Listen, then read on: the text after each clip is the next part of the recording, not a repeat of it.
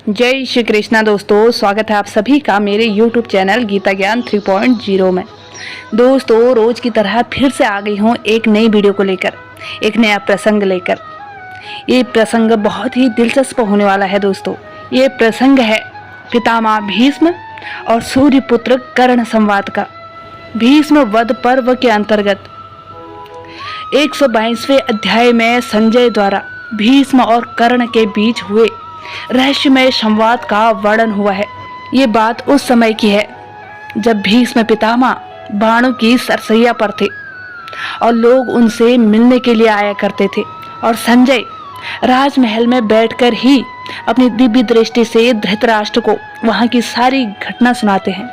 संजय कहते हैं, महाराज, शांतनु नंदन भीष्म के चुप हो जाने पर सब राजा वहां से उठकर अपने अपने विश्राम स्थान को चले गए। भीष्म पितामह को रथ से गिराया गया सुनकर पुष्पवर राधानंदन कर्ण के मन में कुछ भय समा गया। वह बड़ी उतावली के साथ उनके पास आया। उस समय उसने देखा महात्मा भीष्म सरसैया पर सो रहे हैं, ठीक उसी तरह जैसे वीर वर भगवान कार्तिकेय जन्म काल में सरसैया पर सोए थे। वीर भीष्म के नेत्र बंद थे। उन्हें देखकर महातेजस्वी कर्ण की आंखों में आंसू छलक आए। कुछ देर बाद कर्ण कहते हैं, हे महाबाहो, हे कुरुश्रेष्ठ, मैं वही राधा पुत्र कर्ण हूँ जो सदा आपकी आंखों में गड़ा रहता था और जिसे आप सर्वत्र द्वेष दृष्टि से ही देखते थे। कर्ण ने ये बात उनसे कही। उनकी बात सुनकर बंद नेत्रों वाले बलवान कुरुवृद्ध भीष्म ने धीरे से आंखें खोलकर देखा और उस स्थान को एकांत देखकर पहरेदारों को दूर हटाकर एक हाथ से कर्ण का उसी प्रकार स्नेह आलिंगन किया जैसे पिता अपने पुत्र को गले से लगाता है। तत्पश्चात उन्होंने इस प्रकार कहा, आओ आओ कर्ण, तुम सदा मुझसे लाग डांट रखते रहे, सदा मेरे साथ स्पर्धा करते रहे। आज यदि तुम मेरे पास नहीं आते तो निश्चय ही तुम्हारा कल्याण नहीं होता। वत्स, तुम राधा के नहीं कुंती के पुत्र हो। तुम्हारे पिता अधिरथ नहीं, महाभाव, तुम सूर्य के पुत्र हो। मैंने नारद जी से तुम्हारा परिचय प्राप्त किया था।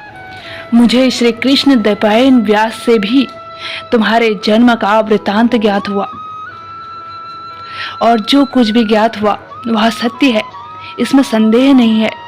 तुम्हारे प्रति मेरे मन में द्वेष नहीं है, ये मैं तुमसे सत्य कहता हूँ वत्स। मैं कभी कभी तुमसे जो कठोर वचन बोल दिया करता था उसका उद्देश्य था तुम्हारे उत्साह और तेज को नष्ट करना, क्योंकि सूत नंदन, तुम राजा दुर्योधन के उकसाने से अकारण ही समस्त पांडवों पर बहुत बार आक्षेप किया करते थे। तुम्हारा जन्म कन्यावस्था में ही कुंती के गर्भ से उत्पन्न होने के कारण धर्मलोक में हुआ है। इसलिए ये नीच पुरुषों के आश्रय से तुम्हारी बुद्धि इस प्रकार ईर्ष्यावश गुणवान पांडवों से भी द्वेष रखने वाली हो गई है, और इसी के कारण कौरव सभा में मैंने तुम्हें अनेक बार कटु वचन सुनाए हैं। मैं जानता हूँ तुम्हारा पराक्रम समर भूमि में शत्रुओं के लिए दुस्सह है। तुम ब्राह्मण भक्त, शूरवीर तथा दान में उत्तम निष्ठा रखने वाले हो। मनुष्यों में तुम्हारे समान कोई नहीं है। मैं सदा अपने कुल में फूट पड़ने के डर से तुम्हें कटु वचन सुनाता रहा। बाण चलाने, दिव्य अस्त्रों का संधान करने, फुर्ती दिखाने तथा अस्त्र शस्त्र में तुम अर्जुन तथा महात्मा श्री कृष्ण समान हो। मैंने पहले जो तुम्हारे प्रति क्रोध किया था वह अब दूर हो गया है, क्योंकि प्रारब्ध के विधान को कोई पुरुषार्थ द्वारा नहीं टाल सकता। वत्स, मेरी मृत्यु के द्वारा ही यह बैर की आग बुझ जाए। भूमंडल के समस्त नरेश अब दुख और शोक के रहित निर्भय हो जाए। कर्ण ने कहा, हे पितामह, आप जो कुछ कह रहे हैं उसे मैं भी जानता हूँ। ये सब ठीक है, इसमें कोई संशय नहीं। वास्तव में मैं कुंती का ही पुत्र हूँ, मैं सूत पुत्र नहीं हूँ। परंतु माता कुंती ने तो मुझे पानी में बहा दिया था और सूत ने मुझे पाला और बड़ा किया। पूर्व काल से ही मैं दुर्योधन के साथ स्नेह करता आया और प्रसन्नता पूर्वक रहा हूँ। दुर्योधन से मैंने ये प्रतिज्ञा कर ली है कि तुम्हारा जो जो दुष्कर कार्य होगा वह सब मैं पूरा करूँगा। दुर्योधन का ऐश्वर्य भोग कर मैं उसे निष्फल नहीं कर सकता। जैसे वासुदेव श्री कृष्ण पांडुपुत्र अर्जुन की सहायता के लिए दृढ़ प्रतिज्ञ हैं, उसी प्रकार मेरे धन, शरीर, स्त्री, पुत्र तथा यह सब कुछ दुर्योधन के लिए न्यौछावर है। मैंने दुर्योधन का आश्रय लेकर पांडवों का क्रोध सदा इसलिए बढ़ाया कि यह क्षत्रिय जाति रोगों का शिकार न होकर मरे।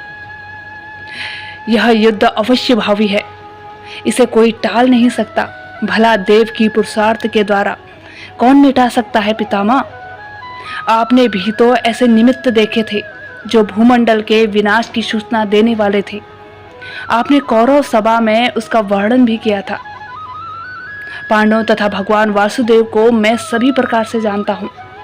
वे दूसरे पुरुषों के लिए सर्वथा अजेय हैं, तथापि मैं उनसे युद्ध करने का उत्साह रखता हूँ और मुझे निश्चित विश्वास है कि मैं इस युद्ध में पांडवों को जीत लूंगा।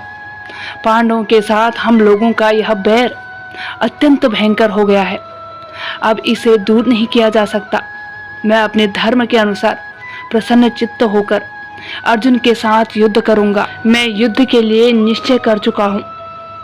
मेरा विचार है कि आपकी आज्ञा लेकर युद्ध करूं, अतः आप मुझे इसके लिए आज्ञा देने की कृपा करें। पितामह, मैंने क्रोध के आवेग से यहाँ जो कुछ आपके प्रति कटु वचन कहा हो या आपके प्रतिकूल आचरण किया हो, वह सब आप कृपा पूर्वक क्षमा कर दें।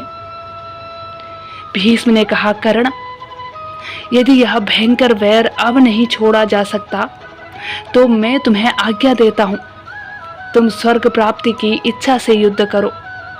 दीनता और क्रोध को छोड़कर अपनी शक्ति और उत्साह के अनुसार सत्व पुरुषों के आचार में स्थिर रहकर युद्ध करो।